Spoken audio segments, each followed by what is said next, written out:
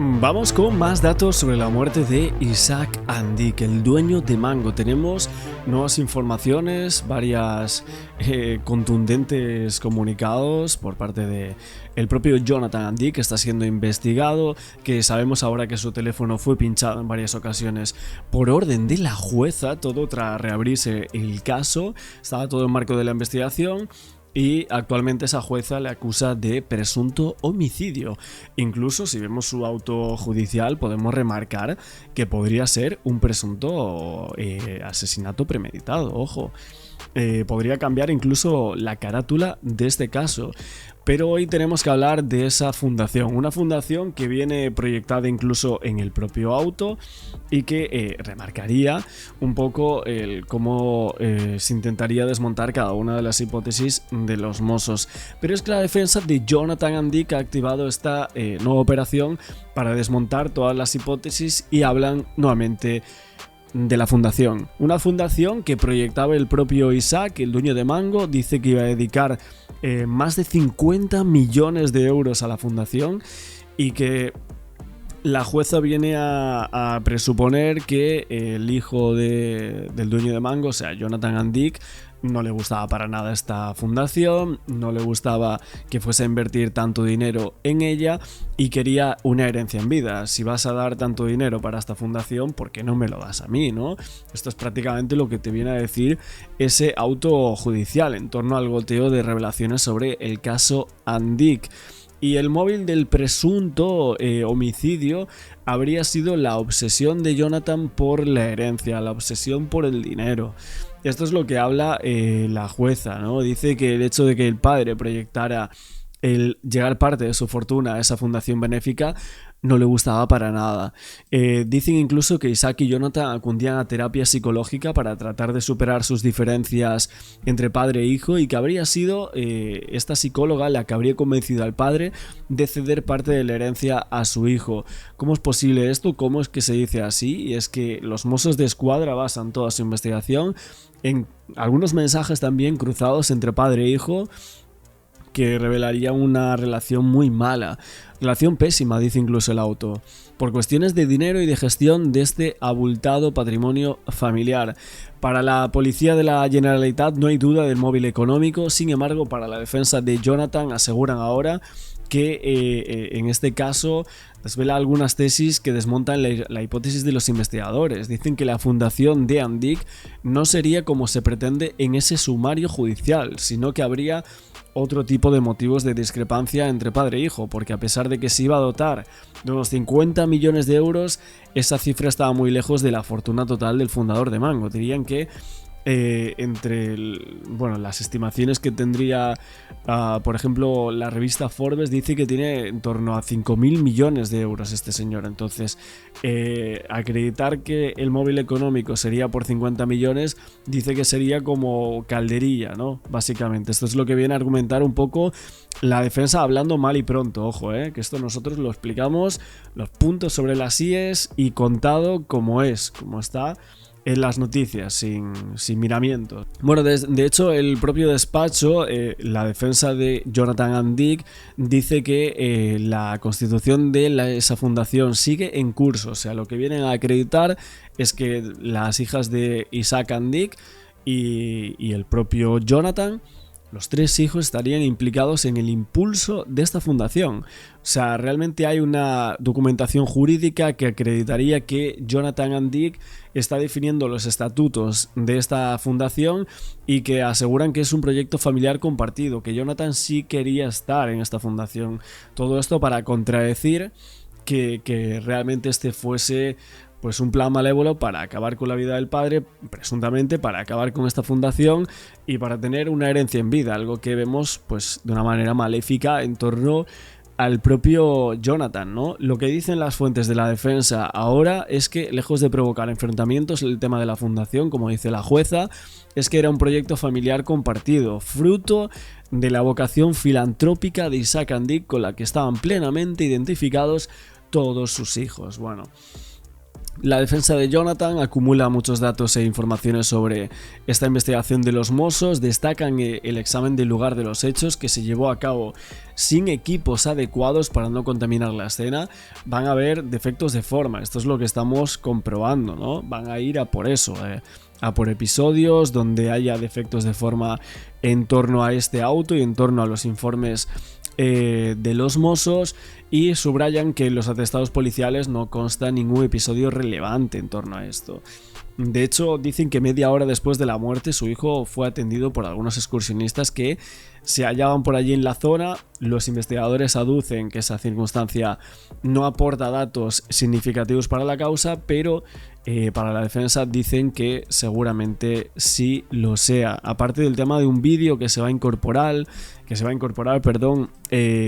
dicen que habría un supuesto problema físico de Isaac Andique, y todo esto desmontaría por completo la acusación. Tanto el vídeo como estos datos de que esta fundación sería clave, o sea que realmente la familia estaría detrás de la fundación, las hijas, y que aquí no habría ningún tipo de problema, y bueno, entre padre e hijo, ¿no? Básicamente, y que esa fundación sí que dividiría un poco el relato en torno a la muerte y a la herencia. 50 millones de euros, ¿son clave o no son clave? No sé qué pensáis vosotros en torno a esto. Hoy, bueno, queríamos comentar al principio de este vídeo en torno a lo que estamos argumentando. Creo que importante, obviamente, ver el tema de esta herencia, si realmente acudían a terapia. Es que parece que todo va en consonancia, ¿no? Esa terapia parece que no funciona, parece que siguen los malos comportamientos entre padre e hijo, y que van a esa montaña para resarcir esas diferencias entre ellos. Vamos a ver un poco de Long I'm Crying en español, uno de los canales de sucesos un CEO multimillonario más importantes de lo que es YouTube. Y vamos a ver qué es lo que pasa con el caso Mango en este canal. 2.900 tiendas en más de 120 mercados en todo el mundo. Esto es enorme. Por cierto, puede que hasta conozcas la tienda. Tal vez hayas comprado ahí en algún momento, pero lo que No, sí, claro, yo creo que todo el mundo hemos comprado en Mango, ¿no? Prácticamente. quizá no sabías es que el fundador y director general, con un patrimonio neto reportado de 4.500 millones de dólares, murió hace no mucho tiempo. Y fue de una manera realmente trágica. Según un informe del medio El Mundo, el 14 de diciembre de 2024, Isaac Andique, de 71 años, emprendió una caminata por el sendero Le Fouchad. Se encuentra en las montañas de Montserrat, en Cataluña, España. Disculpen si pronuncio algo mal aquí, pero el organismo de montaña de la zona dice que el sendero de 5.5 kilómetros es una caminata de dificultad media, así que no es un sendero muy difícil. Y parece que esta no fue la primera caminata del director general. Es importante tener eso en cuenta, porque en algún momento durante este recorrido, Isaac supuestamente resbaló y cayó 97 metros, lo que provocó una operación de emergencia a gran escala, con helicóptero y equipos de búsqueda y rescate. Y desafortunadamente, Isaac murió en el lugar, sufrió múltiples heridas por esa caída. Ahora, las autoridades realizaron una investigación. Esto incluyó analizar la escena de la caída y entrevistar a los testigos que estaban en el sendero de excursión. Y el más importante de esos entrevistados fue su hijo Jonathan, quien aparentemente lo acompañó en la caminata ese día. Según El Mundo, le dijo a la policía que escuchó el sonido de piedras cayendo y vio a su padre rodar montaña abajo cuando se volteó. Aquí está el problema. Sus declaraciones a la policía supuestamente empezaron a volverse inconsistentes. Y eso inicialmente se atribuyó al estado de shock de Jonathan. También se informa que llamó a su entonces pareja antes de llamar a las autoridades cuando su padre supuestamente cayó. Al mes siguiente, las autoridades concluyeron que la muerte de Isaac fue un accidente. Y el caso se mantuvo así durante casi 3 meses.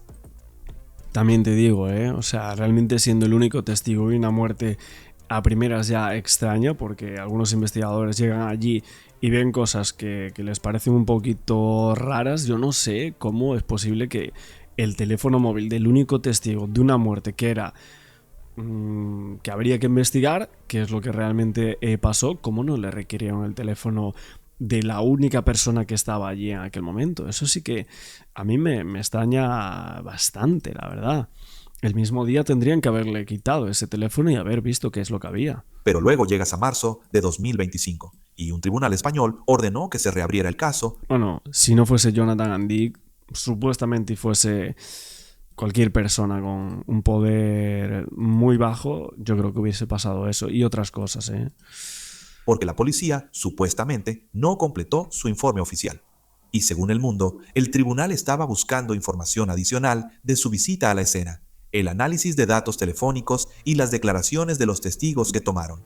Así que la policía también volvió a entrevistar al hijo de Isaac, Jonathan, según los informes. En mayo de 2025, El Mundo informó que la policía mantenía oficialmente su teoría de que la caída de Isaac fue un accidente. Y esto fue después de revisar toda su investigación y, según los informes, entrevistar a Jonathan varias veces. Por cierto, un poco más para ti sobre Jonathan. Como trabajó de cerca con su padre en Mango durante todo su desarrollo, en 2007, Jonathan fue un pionero de Mangoman. Esta fue la primera línea de ropa para hombre de la empresa. Para 2012, él ya formaba parte del consejo de administración de Mango. Más tarde se convirtió en vicepresidente y, según El Mundo, para 2014 Isaac había delegado una gestión operativa más amplia a Jonathan. Pero aparentemente, después de 2 años consecutivos de pérdidas, Isaac decidió quitar a su hijo de su puesto operativo y retomar el control. Y según se informa, esa decisión tensó la relación. Ahora, de nuevo, esto es lo que se reporta. No lo sabemos con certeza. Avanzamos rápidamente a junio de 2025, 6 meses después de la muerte de su padre. Jonathan supuestamente había renunciado como jefe de Mangoman, pero permaneció en su puesto como vicepresidente del Consejo de Administración de Mango, enfocando más su atención en las empresas holding de la familia. Esto incluye Puntanon Holding, que es una empresa inmobiliaria, y MNG Mango Holding, que aparentemente también es administrada por las 2 hermanas de Jonathan. Y según Mango, esto fue parte de un plan continuo de separación entre la propiedad y la gestión que fue iniciado en 2020 por el propio Isaac, cuando nombró a un nuevo director general que no era parte de la familia. Pero estaba claro que Jonathan, el hijo mayor de Isaac, supuestamente todavía tiene una gran participación en el imperio de su padre. A ver, y hablan otra cosa más en torno a este caso, que estoy viendo que hay muchísima gente haciendo hipótesis, haciendo teorías de todo tipo, sacando en torno a un punto concreto del tema de la herencia y todo esto, lo de la herencia en vida, si esto era un presunto ultimátum, ¿no? Porque primero hay que demostrar que si es un accidente, porque es una muerte violenta, una muerte extraña que puede haber sucedido por múltiples factores. Si es un accidente, ok, perfecto, no hay ningún implicado. En el caso, supuestamente, ¿no? No hay ninguna persona que haya tenido que ver con la muerte de este señor. Que a mí ya de primeras me extraña que no haya más gente que se haya posicionado a la hora de decir, ojo, estas personas tienen la culpa de la muerte de Isaac Andic. Es una persona muy importante y bajo mi punto de vista, yo, si fuese mi padre, yo iría a todas en contra de la persona que fuese. O sea, fuese mi hermano, fuese... Bueno, en este caso es el hermano al cual están acusando, pero me refiero a escoltas o lo que sea que estuvieran allí aquel día, montañistas... habría que mirar de todo, pero claro, cuando nos adentramos ya a las declaraciones de Jonathan, es que iba él solo. O sea, literalmente dice que lo escucha caer y luego dice que ve algo. Evadirse, ¿no? Caer por unos arbustos que había allí y tal. Y ya escucha, pues obviamente la muerte, ¿no? Ya ve y ese estado de shock en el cual los encuentra. Pero es que el cómo hace el relato Jonathan Andic es prácticamente imposible que puedan llegar a salir otras personas que digan queremos que se sepa quién es el asesino de mi padre. Es que no lo pueden decir. O sea, las 2 hermanas no pueden llegar y decir eso. ¿Por qué? Porque es que el relato de Jonathan Andic prácticamente corta todo eso. Lo corta. ¿Por qué? Porque es o sea, Jonathan es el único acusado y la única persona que podría presuntamente haberlo hecho. Y eso es un problema bastante gordo a la hora de monopolizar la denuncia social por parte de la familia Andic. Y esto es lo que está pasando, ¿eh? Supuestamente todavía tiene una gran participación en el imperio de su padre. Y en medio de la tragedia, todo, según todos los informes, parecía seguir como de costumbre en los negocios. Pero luego avanzas rápidamente otra vez hasta octubre de 2025. El Mundo informa que la investigación sobre la muerte de Isaac se reabre por segunda vez. La policía vuelve a analizar el teléfono de Jonathan porque, según se informa, él entregó a los investigadores un teléfono diferente al que usó el día de la caminata. Ahora, según se informa, la policía también analizó las declaraciones inconsistentes de Jonathan relacionadas con la muerte de su padre. No sabemos si son inconsistentes. Eso parece ser lo que informan. Esa parece ser la acusación. Y voy a explicar lo que eso significa y lo que podría no significar en un momento. Pero otro medio español, El País, informó que en ese momento los investigadores, cito, se toparon con una serie de pistas que, al considerarlas en conjunto, los llevó a alejarse de la idea de un simple accidente y acercarse a la posibilidad de un homicidio.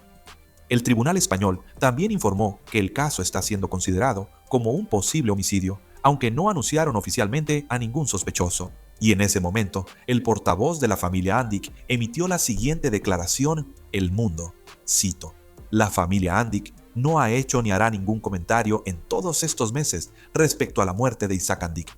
Sin embargo, desean expresar su respeto por los procedimientos que se han llevado a cabo y continuarán cooperando como lo han hecho hasta ahora con las autoridades competentes. Y podría tratarse de un homicidio, ¿verdad? Así que ahora avanzamos 5 meses hasta hoy, martes 19 de mayo. Y según se informa, Jonathan fue arrestado oficialmente por la policía catalana, para ser más específico, bajo sospecha de homicidio en relación con la muerte de Isaac. Sin embargo, no se han confirmado cargos formales al momento de esta grabación. Según la BBC, Jonathan, el teléfono móvil posteriormente, es un chivato de compareció nuestra privacidad, pero también es cada vez más la pista fundamental, por ejemplo, para desentrañar Cataluña, muchos crímenes. España, Si lo Cataluña, que guardan España. los teléfonos casos El juez como ordenó una el de fianza Isaac de Andic, 1 millón de euros. Le hizo entregar su pasaporte y le exigirá presentarse ante el tribunal semanalmente. Esto según El Mundo. Y según El Mundo, Jonathan pudo pagar su fianza. La familia Andic, a través de... Hombre, eso de pudo pagar su fianza, pues claro que lo pudo pagar, ¿no? Vamos a ver ahora el análisis legal, las dudas que hay sobre las pruebas con parte de estos expertos que van a comentar aquí. Pero en torno al tema del teléfono y los pinchazos que se dieron, esto es algo que de momento no se sabía mucho, no se había hablado tanto, y creo que de manera informática a día de hoy es uno de los puntos más importantes en torno a investigaciones de sucesos, ¿no? A muertes extrañas, ¿no? Y bueno, el proceso judicial fue sobreseído en marzo de 2025. Sabemos que volvió a reabrirse el caso tras las pesquisas de los Mossos de Escuadra y, entre otros, analizaron el teléfono móvil de Isaac Andic. Tuvieron acceso a todos sus datos. No, en este caso no al del hijo en aquel momento, que misteriosamente había desaparecido durante un viaje express que hizo a Quito, pero del teléfono de Isaac Andic ahí sí recuperaron mucha información que fue clave después en torno a esta muerte violenta. Luego sabemos que él cambia el teléfono móvil por uno más moderno y no recupera ni siquiera ninguno de los mensajes anteriores. Jonathan WhatsApp Andic, el hijo del previos... fundador de Mango y sospechoso de su muerte, ha anunciado que deja temporalmente la vicepresidencia de la Bueno, de hecho la jueza no es nada ajena a todo esto y ella dice, y lo expresa claramente, y es que dice, cambió el terminal de telefonía móvil que tenía por otro, borrando el contenido del antiguo teléfono. Llega a señalar incluso de forma sospechosa con la que desaparece aquel teléfono que utilizaba antes de la muerte de su padre y obviamente en el momento presuntamente de ese hecho, ¿no? Hechos que se contextualizan entre el día 24 en el que voló a Quito y el día 26 de marzo que regresó a España. La jueza apunta, las fechas de la desaparición del antiguo terminal coinciden con la información dada por medios de comunicación de la reapertura del expediente judicial. Esto es muy llamativo porque son días pues muy clave, ¿no? Dice que hay unas circunstancias que no, parecen que no son fruto de la casualidad Y en torno al Bueno, análisis... están viendo la marca de una pisada, ¿pero de quién? Y en torno al análisis de este terminal, los Mossos aseguran que esa misteriosa desaparición o ese supuesto robo dificultan la labor, ¿no? De hecho, hay varios medios que dicen lo que sí habrían hecho fue pinchar el terminal telefónico con el fin de realizar escuchas de las conversaciones, algo que solo puede ordenarse si hay sólidos indicios y no meras conjeturas sobre un grave delito como lo es un homicidio. Acordado así durante un secreto de las actuaciones y no se especifica durante cuánto tiempo se prolongan estos pinchazos. Veremos si la defensa va a argumentar que no se podían hacer, estos pinchazos no son normales porque el caso había sido considerado como un accidente, cómo es posible que le pinchen el teléfono si él solo era testigo. Bueno, seguramente vayamos a ver algo así, ¿no? Defectos de forma y todo esto que parece que están intentando argumentar los abogados de Jonathan Andick. Aún así, el tema de obtener esa formulación contra la acusación del hijo del empresario de Mango, visitando hasta en 3 ocasiones previas la ruta que quería recorrer después, el día de la muerte, quedándose supuestamente en el sitio concreto durante unos minutos, llama muchísimo la atención a la jueza y habla de indicios de premeditación. No lo puedo asegurar, pero sí que habla de esos indicios, ¿no? Todo esto frente a las acusaciones, pero veremos qué es lo que pasa de esos pinchazos cuando se abra el secreto de sumario y veamos qué hay tras esos pinchazos al teléfono móvil de Jonathan. Abogado defensor penal, ex fiscal, ex agente de la CIA. Muchas gracias por tomarse el tiempo, señor. Realmente lo aprecio. ¿Qué cambió aquí? ¿Cómo se pasa de considerar esto un accidente a una detención? Sí, esto es fascinante. Veamos la línea de tiempo. Así que retrocedemos y vemos que esto ocurrió en diciembre de 2024 y tuvieron la investigación abierta durante un par de semanas. Pero luego, en marzo de 2025, lo que hicieron fue cerrar la investigación. Y luego, en marzo de 2025, la volvieron a abrir. Lo cual te dice que algo cambió entre cuando la cerraron y cuando la abrieron, y se guardaron esto durante un tiempo. Lo que me parece es que tiene que ver con declaraciones hechas por Jonathan, varias rondas de declaraciones, y eso es lo que estamos escuchando. Recuerda, esta es una investigación bajo secreto de sumario, así que es difícil determinar exactamente qué tienen. Pero lo que sí sabemos es que se hicieron varias declaraciones porque incluso la familia ha reconocido que han sido transparentes y que han tenido múltiples conversaciones con las autoridades. Así que eso me dice que él debió haber dicho una cosa y luego otra, y ahí es donde estamos. Supongo que el argumento en contra sería, y de nuevo, no tengo todos los detalles. Esto es, podría decirse, un evento increíblemente traumático. ¿Y cómo distingues entre, Dios mío, hay declaraciones inconsistentes, parece sospechoso, o, si fue un evento traumático, podrías recordar mal ciertas cosas? Puede que no recuerdes ciertos detalles correctamente.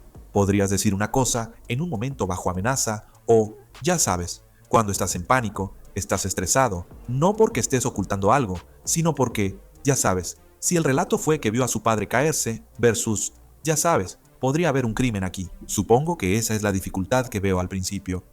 Sí, yo mismo veo la debilidad en este caso porque sabemos cómo funciona la mente humana. Y también hemos visto esto en cuanto a quienes fueron víctimas, que tienen una percepción de algo que sucedió y luego empiezan a reconsiderar lo que realmente significa. Y hemos visto inconsistencias, y eso no significa que haya algún tipo de conspiración. Más bien, lo que esto podría ser es un malentendido o el trauma que ocurre cuando tu padre cae de la ladera de una montaña.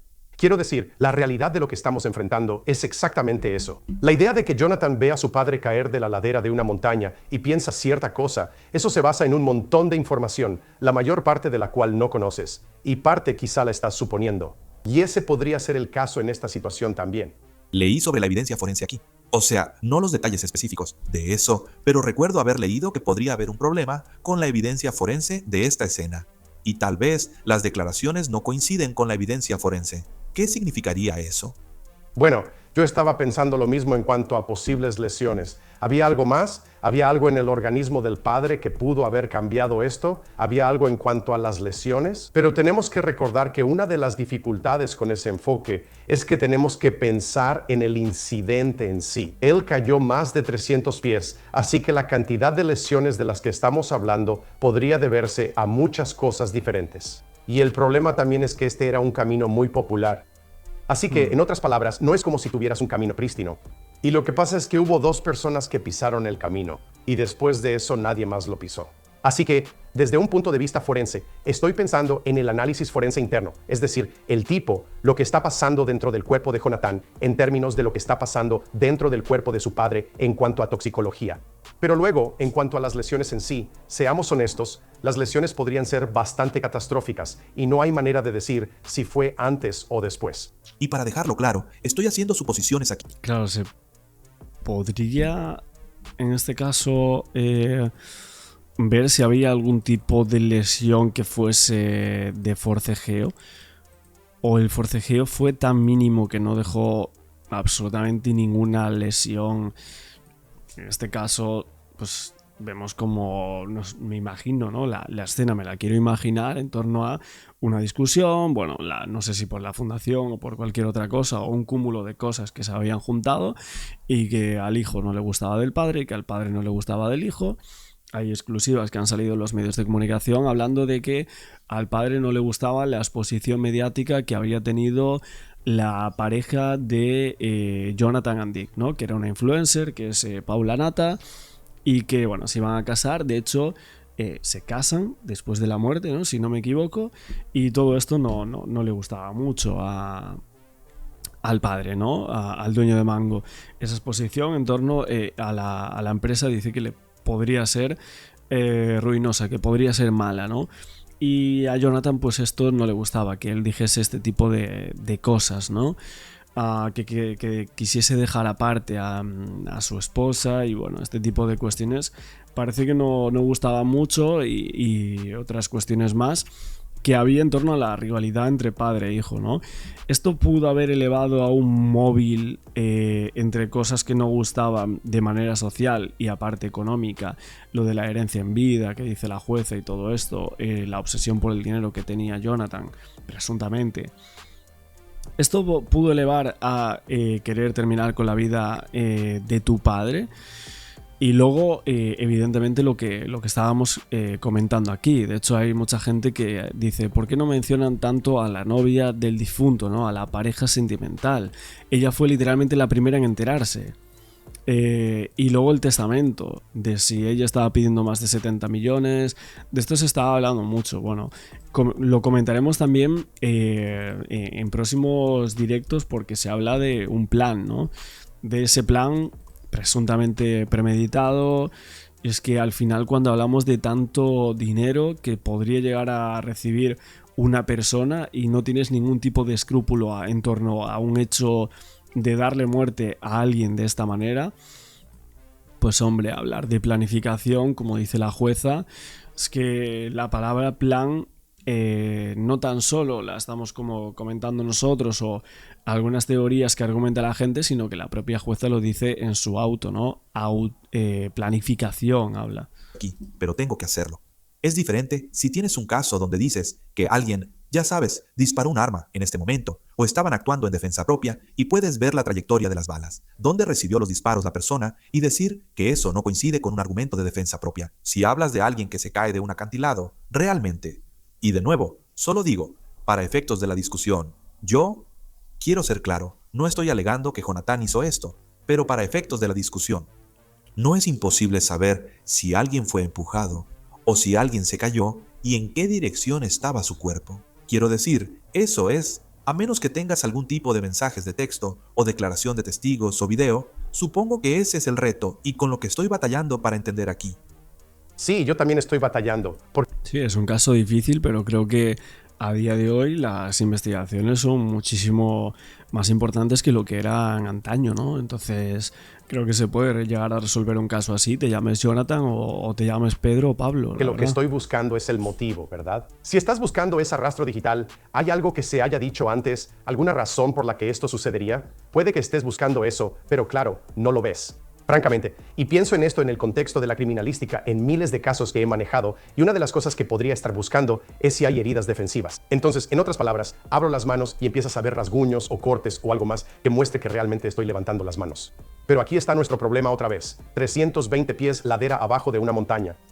Todo lo que el cuerpo del padre toque en el camino hacia abajo podría ser percibido. Si esas manos golpean algo, podrías tener lesiones que podrían percibirse como defensivas, excepto que absolutamente no son defensivas en ese sentido. Así que No, parece que no hay nada en las manos. Esto también es un detalle clave. es una lucha cuando lo pensamos de esta manera. Y recuerda, en la ley española existe la presunción de inocencia. Esto está en la Constitución. Hay prueba más allá de toda duda razonable. El estándar es que el Estado tiene la carga de probar que esto sucedió. Y la presunción es que él es absolutamente inocente de ello. Entonces, en otras palabras, esto es, y si quiero invertir la analogía, una montaña muy alta que el Estado debe escalar para probar la culpabilidad de Jonathan aquí.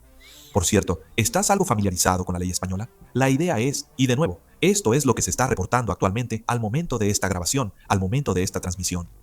Bueno, en el momento en que estamos grabando esto, debería decir. Así que Jonathan fue arrestado bajo sospecha de homicidio, pero no creo que haya habido cargos formales que se hayan confirmado. ¿Es correcto? Comment, ¿cómo deberíamos entender esta investigación en España?